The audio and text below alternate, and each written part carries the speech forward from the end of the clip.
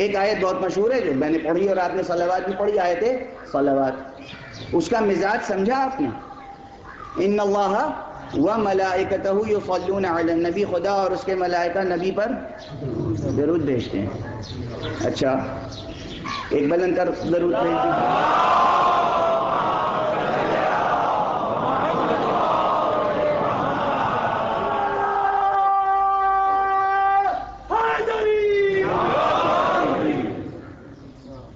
اسی سورہ مبارکہ میں دوسری آیت ہے جو بالکل اسی سے ہم آہنگ ہے، اور وہ هو الذی یصلی علیکم وملائکتہ، وہی ہے وہ پروردگار جو تم پر مسلسل رحمتیں نازل فرماتا ہے اور اس کے ملائکہ بھی رحمتیں نازل فرماتے ہیں۔ یہاں نبی کا تذکرہ نہیں آئے،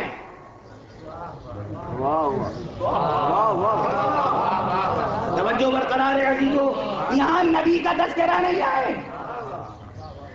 وہی هو الذی یصلی علیکم وملائکتہ، وہی ہے وہ پروردگار جو تم پر رحمتیں نازل فرما رہا ہے اور اس کے ملائکہ نازل فرما رہے ہیں۔ وہاں کا ان اللہ وملائکتہ یصلون علی النبی، وہی ہے پروردگار اور اس کے ملائکہ جو نبی پر مسلسل رحمتیں نازل فرما رہے ہیں۔ یعنی دیکھیے تو لطف عام جس انداز میں، جس اسلوب میں، جن الفاظ میں، جن کلمات میں اپنے حبیب پر نزول رحمت کا تذکرہ ہے، انہی الفاظ میں، اسی اسلوب میں تمام انسانوں پر رحمتوں کے نزول کا تذکرہ ہے۔ نعرہ تکبیر، نعرہ رسالت، نعرہ حیدری، آواز بلند نعرہ صلوات۔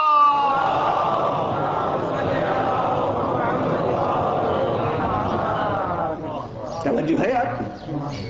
البتہ یہ دونوں آیتیں بہت بحث طلب ہیں، مگر اب دیر تک گفتگو میں جاری نہیں رکھ سکتا، اس لیے عرض کروں کہ دونوں کے صدر آیات کو دیکھ کر کہ یہاں بھی وہی مادہ ہے، صلی یصلی یصلون، وہی روٹ ورڈ ہے، وہیں سے ساری تصریف ویسے ہی ہے، کوئی فرق نہیں ہے، وہی بعینہ الفاظ عام انسانوں کے لیے اور وہی الفاظ بعینہ نبی کریم کے لیے، تو کہیں ذہن میں یہ فطور پیدا نہ ہو جائے۔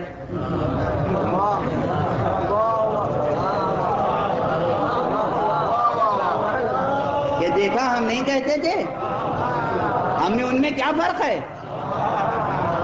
یہ تو قرآن مجید ہی کہہ رہا ہے، یہ قرآن ہے، آپ نے خود ہی آیت دہرا دی اپنی زبان سے دونوں۔ ارے جس طرح اللہ کی رحمت ان پر، اسی طرح اللہ کی رحمت ہم پر، بلکہ سب پر، تو اب ان کی بشریت کو آپ ہی سمجھ لیجئے۔ دیکھیے میں عرض کرتا ہوں کہ صرف صدر آیت پر توجہ اگر رہی اور ذیل آیت تک نظر نہ پہنچی تو بات ادھوری رہ جائے گی، کہ شروع کے الفاظ آپ نے سن لیے اور بعد کے الفاظ آپ نے نظر انداز کر دیے۔ وہاں کیا ہے؟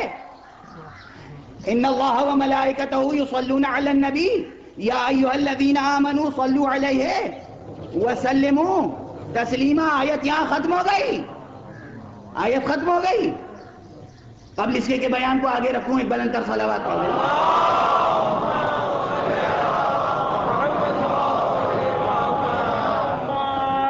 یعنی مکمل آیت بھی ہے کہ وہ پروردگار اور اس کے ملائکہ اس نبی پر رحمتیں نازل فرما رہے ہیں، درود بھیج رہے ہیں۔ اے ایمان لانے والو تم بھی درود بھیجو، یعنی جو کام ہم کر رہے ہیں وہ تم بھی کرو، ہمارے شریک کار بن جاؤ، ہمارے شریک کار بن جاؤ۔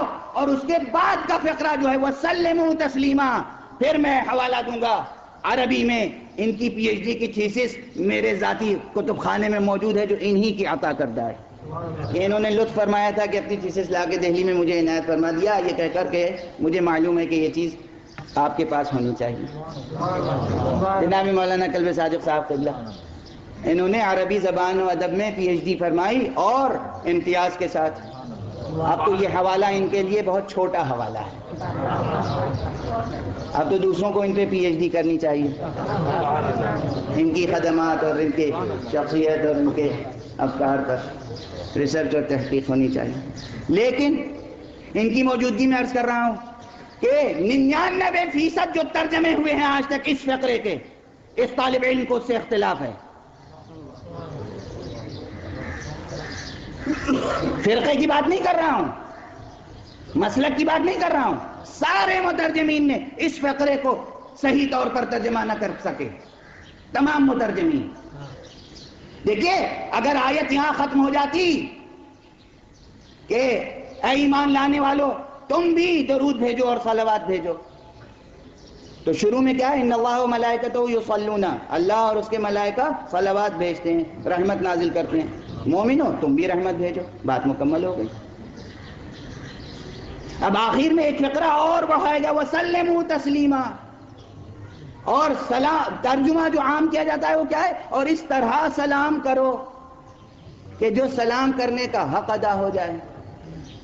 یہ فقرہ سمجھ میں آ سکتا ہے. عمومی اذہان بھی متوجہ ہوں گے، سب لوگ یہ گفتگو سمجھ رہے ہوں گے. کل بہت شکایتیں ہوئی کہ زبان ذرا مشکل تھی، تو آج تو میں زبان بھولتے ہی جا رہا ہوں. بالکل. تو اب آپ توجہ رکھیں کہ سلام کرو کہ جو سلام کرنے کا حق ہے، اس کے معنی کیا ہیں؟ یعنی جھک کے سلام کرو، ترنم سے سلام پڑھو، کھڑے ہو کے سلام کرو. سلام کا حق کیسے ادا ہوگا؟ کیا اس کا مفہوم کیا؟ میری سمجھ میں تو آج تک نہیں آیا. سلام ایسے کرو کہ سلام کرنے کا حق ادا ہو جائے. کس طرح سلام کرنے کا حق ادا ہوگا؟ اور اب ایک فقہی مسئلہ عرض کر دوں. فقہی مسئلہ، اس آیت کو پڑھنے یا سننے کے بعد حضور پر درود بھیجنا واجب ہو جاتا ہے،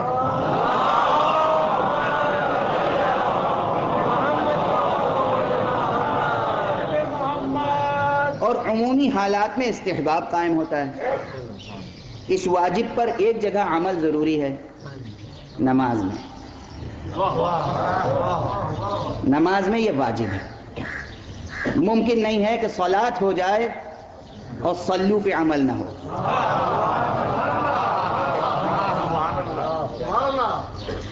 ظاہری و باطنی تمام مسائل وہ الگ ہیں. نماز میں واجب ہے. عام حالات میں حضور پر درود بھیجنا مستحب ہے، بہت تاکید ہے، بے انتہا ثواب ہے. اس کے اثرات ہیں، قضاء و قدر کو بدل دیتے ہیں صلوات کے اثرات.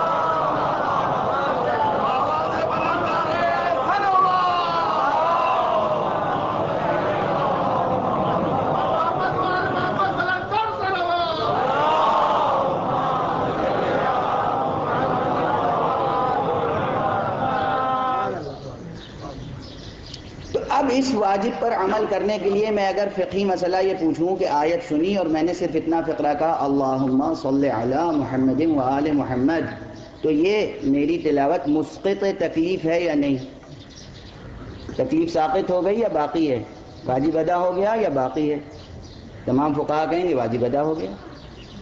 جب واجب ادا ہو گیا تو وسلموا تسلیما کا تو کوئی فقرہ آیا نہیں اس میں. وسلموا تسلیما کا فقرہ تو نہیں آیا.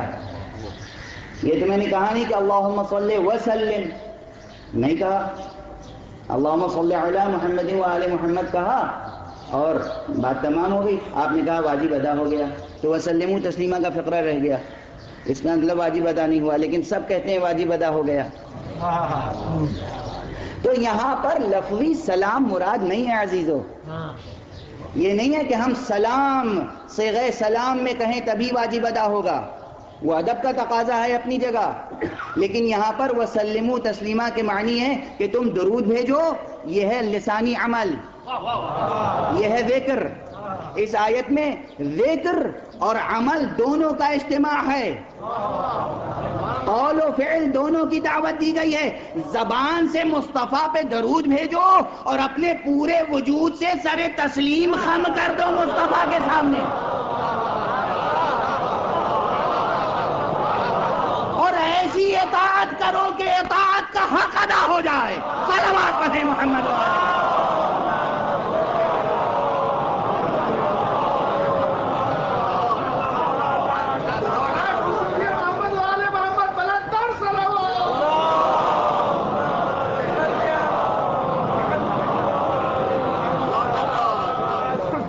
یعنی صرف یا رسول اللہ کا نعرہ کافی نہیں ہے. یہ میں کبھی عرض کر چکا ہوں، عزیزو سب سنیں کہ صرف نعرہ لگا دینا کافی نہیں ہے. درود پڑھنا ہے نعرہ، سر تسلیم جھکانا ہے عمل. سر تسلیم جھکانا ہے عمل. میں ایک اور مثال دے دوں، ذہن میں بہت راسخ ہو جائے گی بات. میں صلوات پڑھوں، 24 گھنٹے صلوات پڑھوں. فقہ میں یہی تو ہوتا ہے، تفریعات. جو مسئلے وجود بھی نہ رکھتے ہوں وجود بخش دیجئے، تفریعی مسئلہ ہے. جناب والا، میں 24 گھنٹے درود پڑھ رہا ہوں، مگر واجب نمازیں جب پڑھتا ہوں تو اس میں درود نہیں پڑھتا.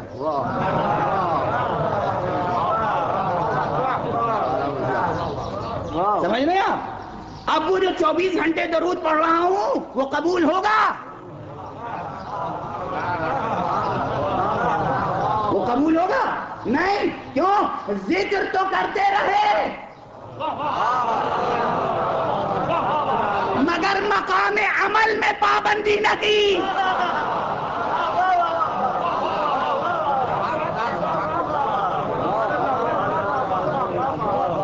مقام عمل میں پابندی نہ کی.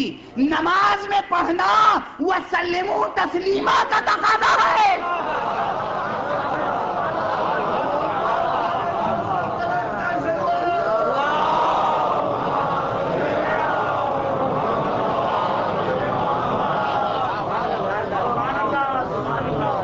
واضح ہے؟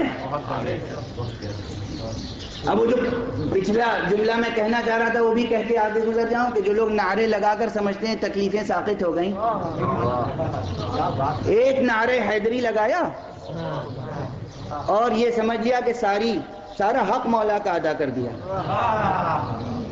تو میں نے ایک مثال دی تھی، عزیزو آپ کی دل شکنی نہ ہو، خاطر شکنی نہ ہو، دست ادب جوڑ کے عرض کر رہا ہوں. میں انتہائی عاجز خدمت گزار ہوں ممبر حسینی کا، اور اس لیے گزارش کر رہا ہوں کہ اپنے مولا کے تقاضوں کو سمجھیں اور پہچانیں. مثال یہ ہے کہ وقت اذان ہو جائے اور کوئی گزر رہا ہو راستے سے تیزی کے ساتھ، اذان ہوئی نہیں رکا، مسلمان ہے، مومن ہے، سب جانتے ہیں پہچانتے ہیں، گزر گیا، تو کوئی اسے ملامت نہیں کرے گا، کوئی برا بھلا نہیں کہے گا، کوئی تنقید نہیں کرے گا کہ صاحب دیکھیے اذان ہو رہی تھی گزر گئے. اگر کوئی کہے گا بھی تو دوسرے 2-4 لوگ اس کے دفاع میں کھڑے ہو جائیں گے. آپ کو کیا معلوم کوئی مجبوری رہی ہوگی، وہ مرد مسلمان ہے، مومن ہے. دیکھیے بنیاد اسلام کی حسن زن پر ہے، سوء زن پر نہیں ہے. یہ سب پیغامات ہیں. ہم بدگمانی رہتے ہیں ہر ایک سے، علماء سے، فقہاء سے، خطباء سے، مومنین سے، آپس میں سب بدگمانی پر زندگی قائم ہے. فقہی قواعد میں قاعدہ صحت، یعنی کسی مرد مومن و مسلم کا عمل اگر تم تک پہنچے تو تم اسے اپنی فقیہانہ اور دانشورانہ شرف بینی کی روشنی میں یہ نہ دیکھو کہ صحیح ہے یا صحیح نہیں ہے، تم محمول کرو کہ مرد مسلمان ہے، انشاءاللہ اس نے جو عمل کیا ہے صحیح کیا ہوگا. یہ قاعدہ صحت ہے. اچھا، جب قواعد فقہیہ میں یہ قاعدہ اپنی جگہ ہے اور اس کے میراث کے احکام میں اور خمس کے احکام میں اور بہت سے احکام میں اس قاعدے کا اجرا کرتے ہیں. ایک صاحب گزر گئے دنیا سے، اب ان کی اولاد یہ طے کر رہی ہے کہ وہ خمس نکالتے تھے یا نہیں نکالتے تھے. تو بعض حالات ایسے ہوتے ہیں جہاں شریعت کہتی ہے کہ نہیں، اگر آپ کو علم نہیں ہے اور وہ مسلمان اور پابند صوم و صلات تھے تو آپ یہ سمجھیں کہ انشاءاللہ انہوں نے خمس ادا کیا ہوگا. آپ کو انہیں گناہگار سمجھنے کی اجازت نہیں دی گئی.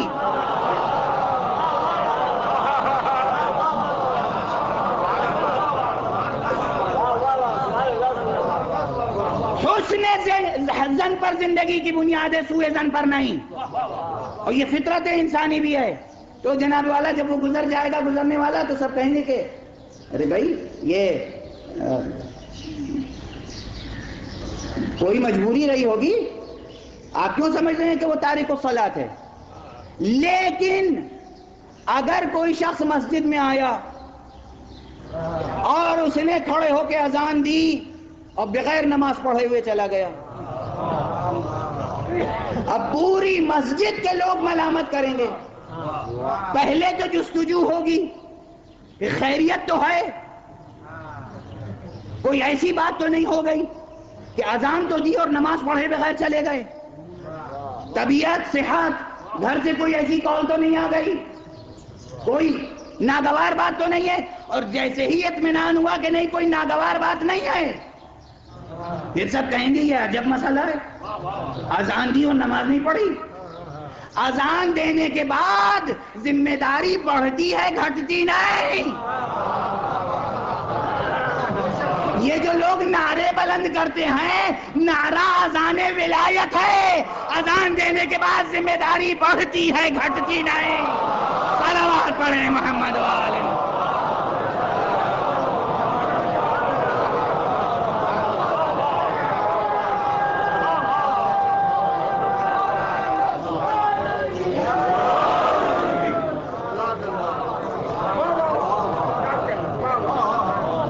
بڑھتی ہیں، گھٹتی نہیں.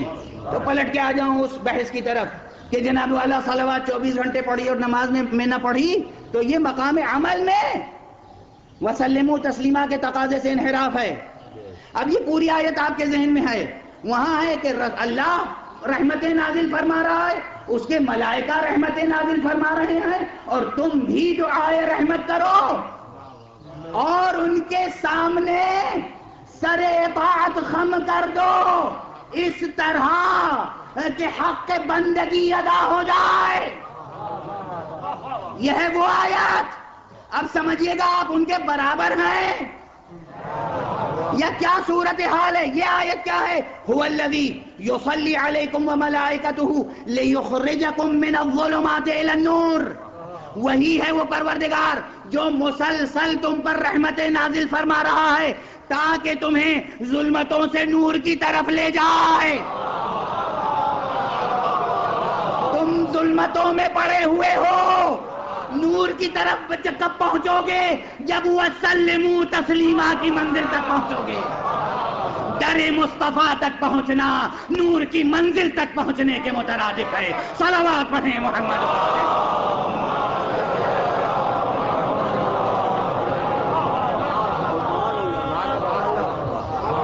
کہاں آپ اور کہاں وہ؟ آپ پر رحمتیں مسلسل اس لیے ہیں کہ آپ کو ظلمتوں سے نکالا جائے. ان پر رحمتیں مسلسل اس لیے ہیں کہ وہ ظلمتوں سے نکالنے والے ہیں.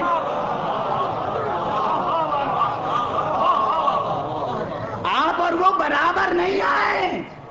ان تک پہنچنے کے لیے آپ محتاج رحمت، اور ان کا فیض آپ تک پہنچے اس لیے ان کی حیثیت مسلم. واضح ہے. اب دیکھا آپ نے نبی پر رحمتیں، عام انسانوں پر رحمتیں، مگر کس لیے رحمتیں؟ تاکہ مسلسل ظلمتوں سے نور کی طرف لے جایا جائے. یہ پوری کائنات میں نظام رحمت ہی ہے، نظام لطف ہی ہے، اور اسی لیے اصل تخلیق جو ہے اس میں بھی بربنائے لطف ہے. انسان کو پیدا اس لیے کیا خدا نے، کائنات کو پیدا اس لیے کیا پروردگار نے کہ اس کے لطف کا تقاضا ہوا کہ پیدا کیا جائے. اس کے